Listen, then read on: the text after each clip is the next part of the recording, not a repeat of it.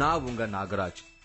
காகபுஜண்டர் வழிபட்ட இடத்துல இருக்கிற சிவலிங்கத்துக்கு நவ கிரகங்களை கட்டுப்படுத்துற பவர் இருக்குதுன்னு, சூரியகாந்த கல்லால் ஆன அந்த சிவலிங்கத்தை வழிபட்டா எல்லா கிரக பிரச்சனைகளும் விலகிடும்னு அந்த கோயில்ல இருக்கிற காகபுஜண்டர் ஜீவசமாதியில வழிபாடு பண்ணனா அமானுஷ்யமான முறையில காகபுஜண்டர் காட்சி கொடுப்பாருன்னு எனக்கு ஒரு தகவல் கிடைச்சிருக்கு.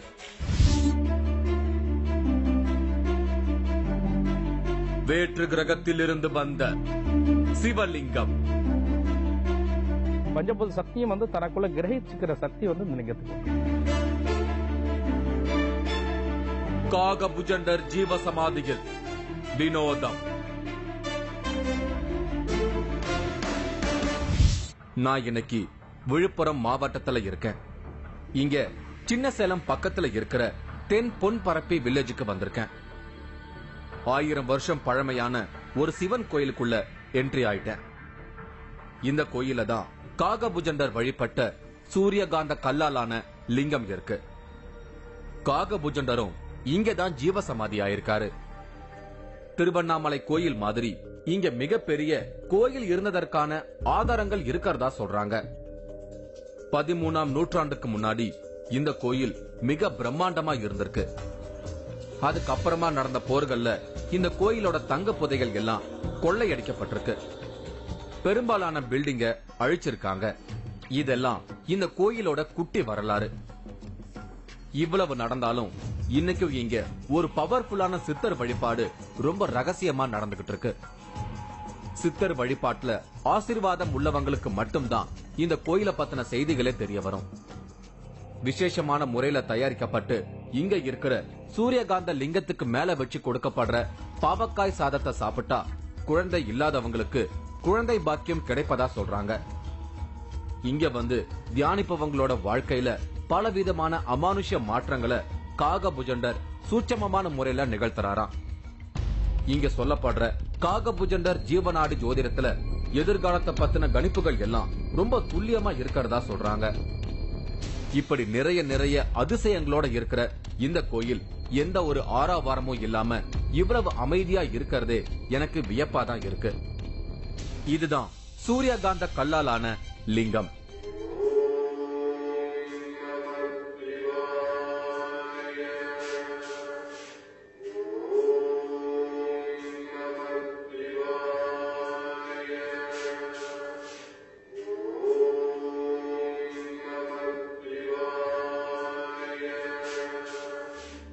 இந்த லிங்கத்தை சொர்ணபுரீஸ்வரர் லிங்கம்னு பெயரிட்டு அழைக்கிறாங்க. காகபுஜண்டர் தான் இந்த லிங்கத்தை பிரதிஷ்டை பண்ணியிருக்காரு. அதுக்கு அடையாளமா கோயிலோட கல்வெட்டுல காகபுஜண்டரை ஞாபகப்படுத்துற மாதிரி காக தலையும் மனித உடலும் கொண்ட உருவத்தை வடிச்சு வச்சிருக்காங்க.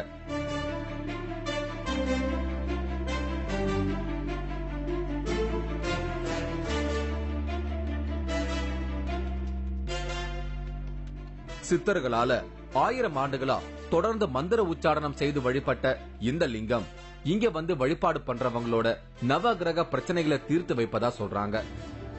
இவர் கார்த்திகேயன். சித்தர் வழிபாட்டுல நம்பிக்கை வச்சு இங்க வழிபாடு பண்றவங்களுக்கு வழிகாட்டியா இருக்காரு.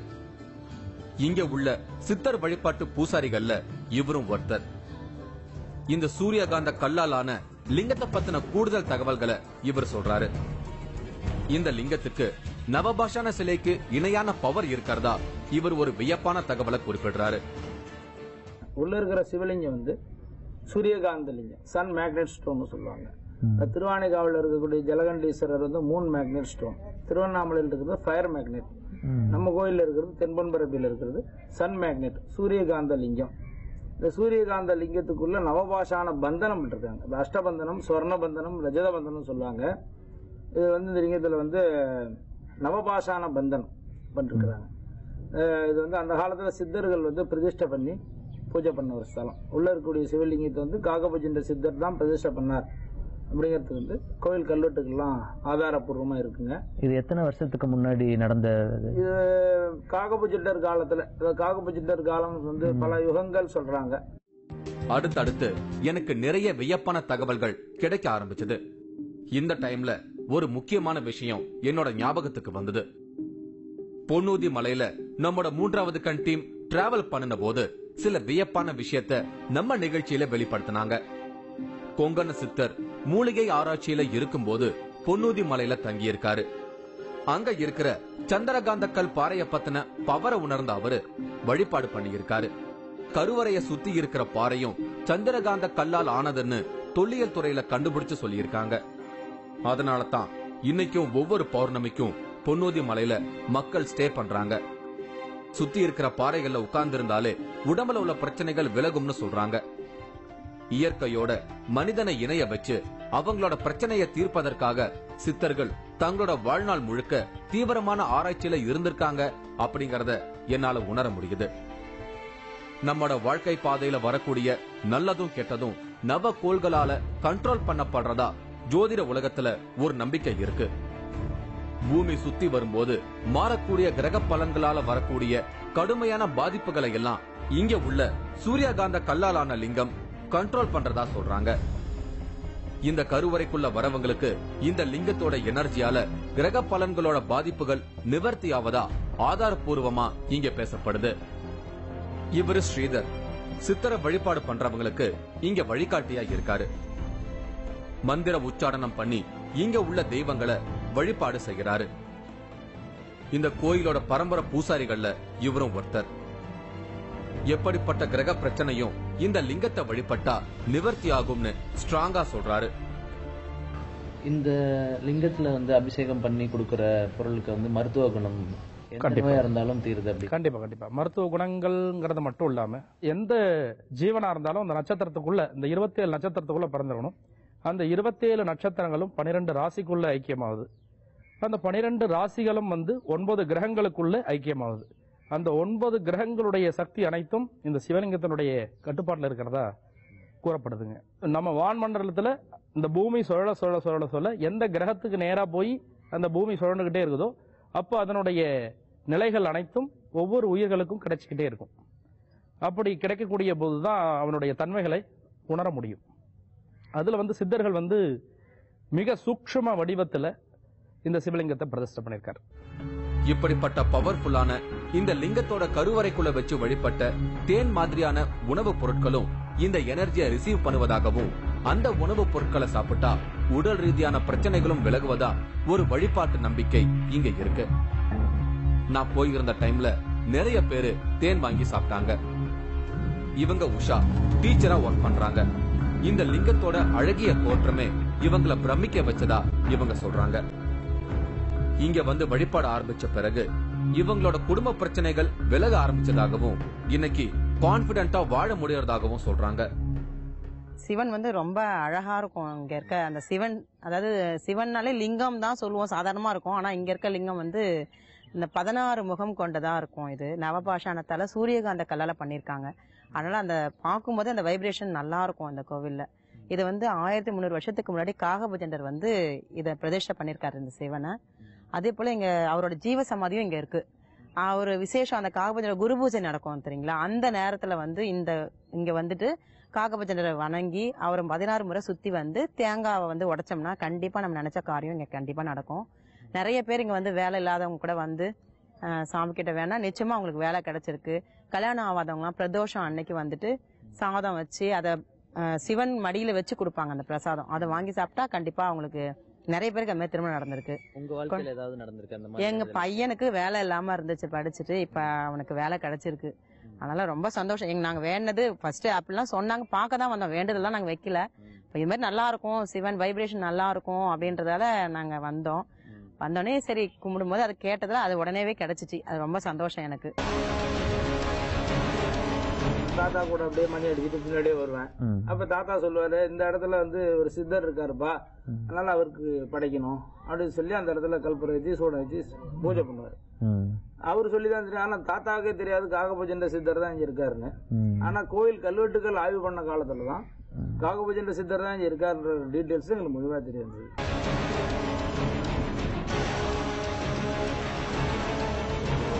ஆச்சி மசாலா வழங்கும் 3வது cut powered by Twin Birds legging. இடைவேளைக்கு பின் தொடரும்.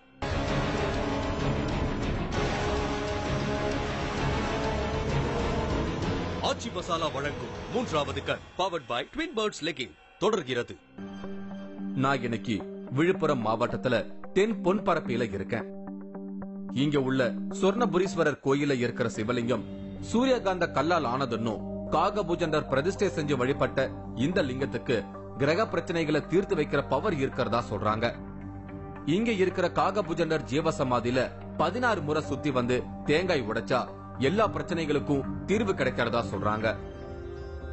இதுதான் காகபுஜண்டரோட ஜீவசமாதி. ஒரு கூரைக்கு கீழே சிம்பிளா இருந்தது. 17 சித்தர்கள்ல முக்கியமான சித்தரா கருதப்படுற ஒரு பவர்ஃபுல்லான சித்தரோட ஜீவசமாதி இப்படி சிம்பிளா இருக்கிறதுக்கும் ஒரு காரணம் இருக்கு.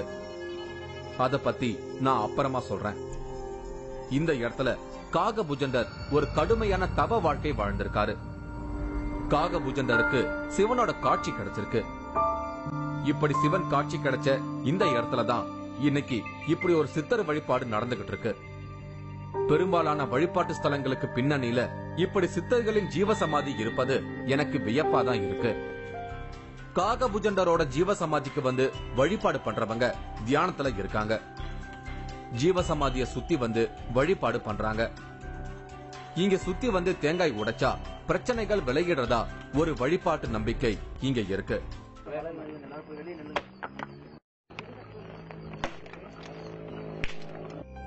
இவரு பாலசுப்ரமணியம். சித்தர் வழிபாட்டுல தீவிரமான நம்பிக்கை வச்சிருக்காரு. இங்க வந்து வழிபாட ஆரம்பிச்ச பிறகுதான் 22 வருஷமா குழந்தை இல்லாம இருந்த இவருக்கு குழந்தை பிறந்ததா இவர் சொல்றாரு. காகபுஜண்டர் வந்து சிவன் வந்து கிட்டத்தட்ட 1300 வருஷத்துக்கு மேல இங்க வந்து வழிபட்டிருக்காரு அப்படின்னு ஒரு தகவல் இருக்கு. ஆமா, உண்மைதான் அது. அதனாலதான் இந்த சிவனுக்கு இன்னமும் பவர்ஃபுல்லா இருக்கு வந்தா அப்படின்றாங்க. ஆமா ஆமா, அது உங்களால உணர முடியும்? உணர முடிஞ்சது. இருக்கிற லிங்கத்திலே வந்து நீங்க பாத்தீங்கன்னாக்கா தஞ்சை பிரகதீஸ்வரர், கங்கை கொண்ட சோழபுரம் மாதிரி இங்க இருக்கிற சிவலிங்கம் வந்து கொஞ்சம் பெரிய சிவன். அது வந்து நீங்க அந்த அன்னாபிஷேகம் டைம்ல வந்தீங்கன்னாக்கா பொன்னாலேயே அலங்கரிச்சு வச்சிருப்பாங்க. அதை நம்ம பார்த்துட்டு நம்ம கண்ணை அதுல இருந்து எடுக்கவே முடியாது. அவ்வளவு அழகு. நம்மளை வந்து தள்ளுறாங்களேன்னு நம்ம ரொம்ப ஆதங்கப்படுவோம். அவ்வளோ அழகு இருக்கும். நான் எப்போ இந்த பக்கம் கிராஸ் பண்ணாலும் இந்த இறைவனை வணங்காம போறதே இல்லை. என்னுடைய அனைத்து கோரிக்கைகளும் இறைவன் நிறைவேற்றி வச்சிருக்காங்க. அவருக்கு வந்து நம்ம மனிதனா இருந்தா நன்றி சொல்லலாம். இறைவனுக்கு நம்ம வந்து அவருக்கு தெரியும் யாருக்கு என்னென்ன செய்யணும்னு. நம்ம கேட்டு செய்யறவர் இல்ல அவரு, நம்ம கேட்காமயே செய்யறவரு. நம்மோட 3வது கண் டீம் திருப்பதி போயிருந்தப்போ நாம மீட் பண்ணின தலைமை அர்ச்சகர் டாக்டர் ரமண தீட்சிதர் ஒரு ஆச்சரிய தகவலை நம்ம கிட்ட ஷேர் பண்ணியிருந்தாரு. திருப்பதி மூலவர் சிலை வேற்று கிரகத்துல இருந்து வந்ததுன்னு சொல்லி எல்லாரையும் பிரமிக்க வச்சாரு. இங்கேயும் அதே மாதிரியான ஒரு நம்பிக்கை இருக்கு. இங்க உள்ள லிங்கம் கருவிகளால செதுக்கப்பட்டு உருவாக்கப்படலன்னு சொல்றாங்க. சூரியன்ல இருந்து இந்த கல் நேரடியா வந்ததுன்னும் காகபுஜண்டர் தன்னோட சித்த வலிமையால அந்த மாதிரியான ஆச்சரியத்தை நிகழ்த்தி இருக்காருன்னு ஒரு நம்பிக்கை இங்க இருக்கு. அத பத்தி ஸ்ரீதர் எனக்கு சொன்னாரு. அந்த காலத்துல வந்து இந்த லிங்கம் எப்படி செஞ்சிருப்பாங்க? காகபுஜண்டர் அவரே செஞ்சாரா இல்ல எப்படி? இது வந்து புஜண்டராலேயோ அல்லது வந்து உளியாலேயோ செய்யக்கூடிய லிங்கம் இல்லைங்க. இது வந்து தானா சூரியனிலிருந்து விழுந்த கல் அப்படிதான் கருதப்படுது. சூரியனிலிருந்து விழுந்த கல்லை வந்து அவர்கள் சித்தர்கள் வந்து அகிமா சக்திகள் மூலம் அவர்கள் வந்து வழிபட்டு வந்திருக்கிறாங்க. அந்த வழிபடும் பொழுது அவங்க வந்து அபிஷேகம் செய்யும் பொழுது அதனை தடவி கொடுப்பது, அந்த லிங்கத்தை சுத்தப்படுத்துவது, தூய்மைப்படுத்துவது, அப்படி பண்ணும்பொழுது அந்த மந்திர ரூபமாகவும் அவர்களுடைய சக்தி ரூபமாகவும் செய்யப்பட்ட வடிவங்கள் தான் அந்த வடிவமாக மாறி இருக்கிறது. அந்த ஒவ்வொரு மந்திர சக்திகள் அதன் மேல் பிரயோகித்து அந்த மந்திர சக்திகளை வந்து தடவி கொடுக்கும்பொழுது அது 16 பட்டைகளாக மாறி இருக்கும் அப்படிங்கிறது எங்களுடைய எண்ணம். இறைவனுடைய சூட்சமும் அதுதான். பொதுவாகவே சிலைகள் செய்யப்படணும் அப்படின்னா உளி இருந்தால் மட்டுமே சாத்தியம். ஒரு கல்லை வந்து அழகிய வடிவமாக்குறது உளி இருந்தால் மட்டும்தான் செய்ய முடியும். ஆனால் சிவலிங்கத்தை பார்த்தீங்கன்னா எந்த ஒரு உளியோ எந்த ஒரு உலோகங்களோ படாமல் 4 பக்கமும் பட்டைகளாக தீட்டப்பட்டிருக்குது. சுவாமி வந்து சுவாமியினுடைய உச்சியிலிருந்து சுவாமியினுடைய அடி பீடம் வரை பட்டையாக 16 பட்டைகள் சுவாமியின் மேல உண்டு.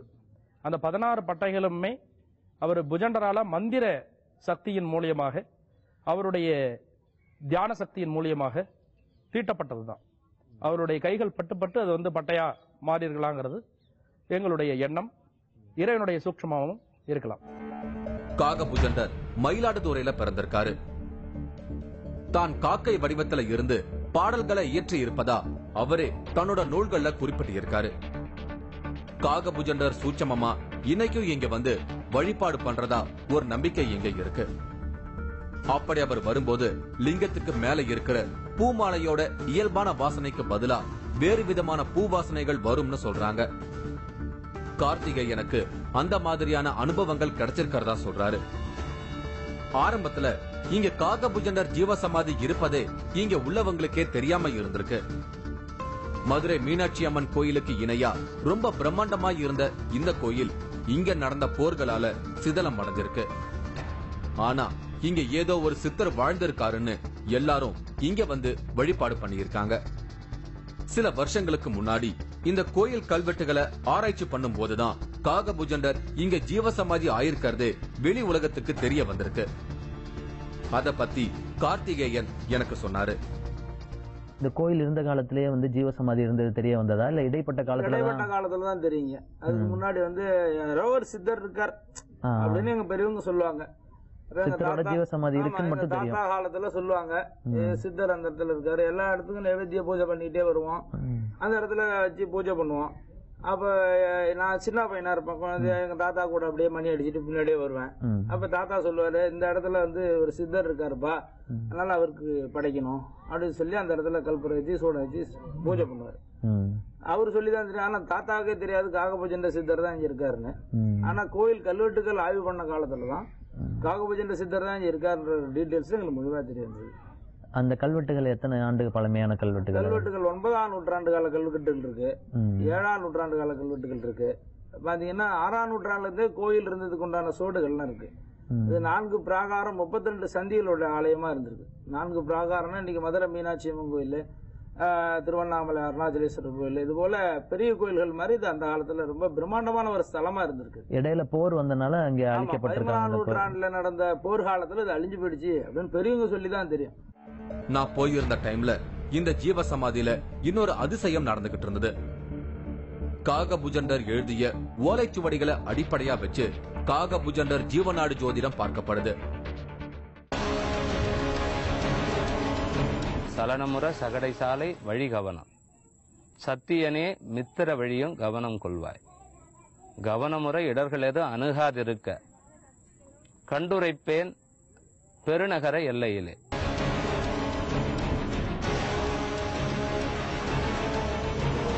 ஆச்சி மசாலா வழங்கும் 3வது கண் powered by Twin Birds legging. இடைவேளைக்கு பின் தொடரும்.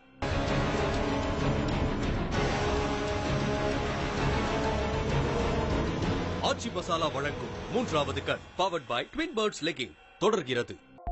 நான் இன்னைக்கு வேற்று கிரகத்துல இருந்து வந்த கல்லாலான சிவலிங்கத்தை வழிபட வந்திருக்கேன். காகபுஜண்டர் வழிபாடு செஞ்ச அந்த லிங்கத்தை வேண்டிக்கிட்டா கிரக பிரச்சனைகள் எல்லாம் விலகிடும்னு சொல்றாங்க. இந்த கோயில் விழுப்புரம் மாவட்டம் தென் பொன்பரப்பில இருக்கு. அகத்தியர் நாடு ஜோதிடத்தை பெரும்பாலானவங்க கேள்விப்பட்டிருப்போம். காகபுஜண்டர் ஜீவநாடு ஜோதிடத்தை இங்கதான் நான் முதலா கேள்விப்படுறேன். இவரு ராஜேந்திரன். இவர்தான் காகபுஜண்டர் ஓலைச்சுவடிகளை வச்சு ஜீவநாடு ஜோதிடம் சொல்றாரு. இவர் கணிச்சு சொல்றது அப்படியே நடக்கிறதால நிறைய பேரு இவரோட தொடர்புல இருக்காங்க. ஆக்சுவலா இவரோட சொந்த ஊரு திருச்சி. அங்கதான் இவர் ஜீவநாடு ஜோதிடம் பாக்குறாரு. காகபுஜண்டரோட ஜீவசமாதிக்கு வந்து வழிபாடு பண்ற பழக்கம் இவருக்கு இருக்கு. அப்படி தியானத்துக்கு வந்த டைம்ல இங்க உள்ளவங்க விரும்பி கேட்டா ஜீவநாடு ஜோதிடம் பாக்குறாரு. அப்படி ஒரு சூழல்ல தான் நான் இவரை சந்திச்சேன். வாழ்க்கையில அடுத்து நடக்க போறத தெரிஞ்சுக்கிட்டா எல்லாரும் சக்சஸ் ஆயிடலாம். நாம செய்ய போற காரியம் கரெக்டா நடக்கலனா அதனால ஏற்படக்கூடிய பிரச்சனைகளை எதிர்கொள்றது ரொம்பவே கஷ்டம். அப்படி எந்த பிரச்சனைகள்லயும் சிக்கிக் கொள்ளாம இருக்கத்தான் இப்படி ஒரு ப்ரெடிக்ஷன் மெத்தட காகபுஜண்டர் கண்டுபிடிச்சிருக்காரு. அந்த ஓலைச்சுவடிகளை படிக்கும் போது மிகப்பெரிய ஆச்சரியம் தனக்குள்ள வரதா ராஜேந்திரன் சொல்றாரு. இப்போ நம்ம கைரேகையை பார்த்து தான் நீங்கள் வந்து அதில் என்ன கைரேகைகள் இருக்கோ அதுக்கேற்ற மாதிரி 12 காண்டம் இருக்கு. அதில் எதை எடுத்து படிக்கணும் அப்படின்னு சொல்லி வர்றவங்க கேட்குறாங்களோ அதை எடுத்து படிப்பீங்க. பட் அதுக்கான ஓலைச்சுவடிகள்லாம் எங்கேருந்து உங்களுக்கு கிடைச்சது? சுவடி என்பது பல்லாயிரம் ஆண்டுகளுக்கு முன்னால ரிஷிகளால் எழுதப்பட்ட உண்மை. இதை எவர் பயபக்தியோடு கையாளுகின்றாரோ அவர்களுக்கு சுவடி மூலம் ஞானிகள் பேசுவார்கள், சுவடி மூலம் தகவல்கள் தருவார்கள். அப்படி கிடைக்கப்பெற்ற ஒன்றுதான் நாடியிலிருந்து அப்படியே ஜீவநாடி, அது அருள் நாடி. இந்த ஜீவனுக்குள் சிவன் இறங்குவார். நாகராஜ் எதிர்த்தாப்புல உட்கார்ந்து இருக்காருன்னா இவருக்கு இதுதான் மெசேஜ் அப்படிங்கறத பிளஸ் பண்ணுவாங்க. அதான் அருள் நாடி, ஜீவநாடிங்கிறது. அது ஆனா எழுதி இருக்காது. அதுல என்னன்னா தகவல் எப்படின்னா ஷார்ட்டா ஏதாவது குறிப்புகள் வரும், அதன் மூலம் எங்களால கொடுக்க முடியும். ராஜேந்திரன் நம்மோட பெருவிரல் கைரேகையை சோதிச்சு பாக்குறாரு.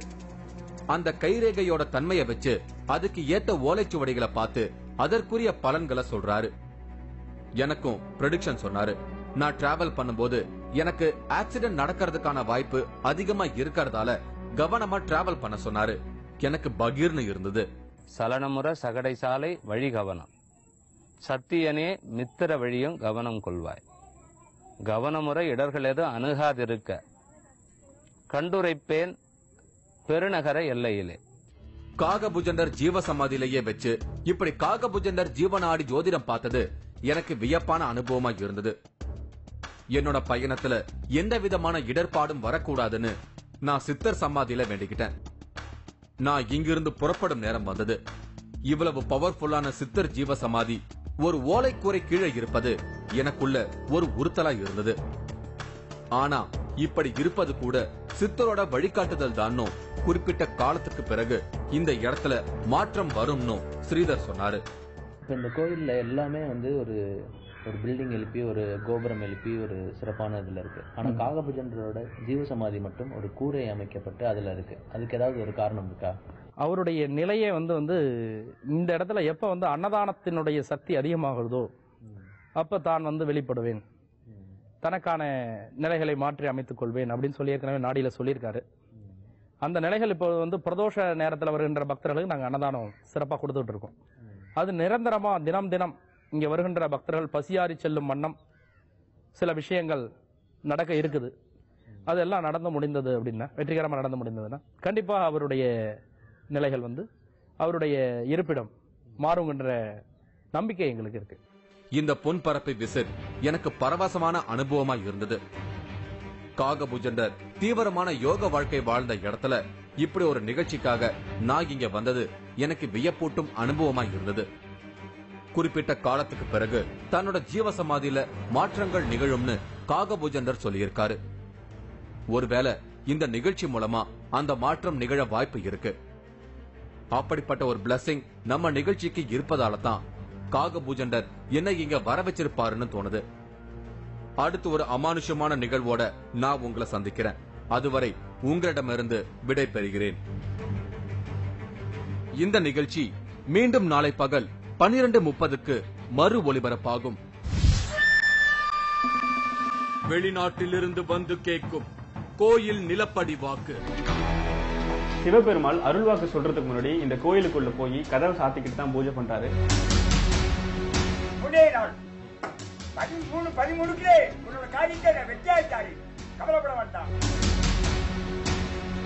அவர் பூஜை பண்ணிட்டு வெளியில வரும்போது அவரோட உடம்புக்குள்ள முழுமையா கிருஷ்ணர் இறங்கிதான் எல்லாருக்கும் அருள்வாக்கு சொல்லுவாராம். தேவிப்பட்டினத்தில் அரங்கேறும் ஆச்சரியம். நீங்களும் இந்த திகில் பயணத்தில் கலந்து கொள்ள ஒரு வாய்ப்பு. 3வது கண் டிவி ஷோ என்ற Facebook பக்கத்தில் எங்களோடு இணைந்திடுங்கள்.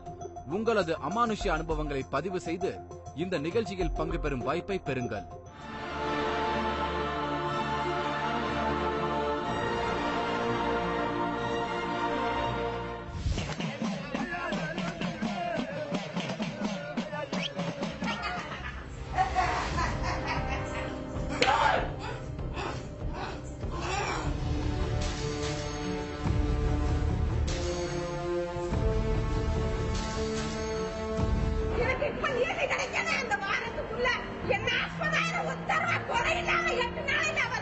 சின்ன வச்ச கரிய சின்ன வச்சு நீ கொடுக்கணும்.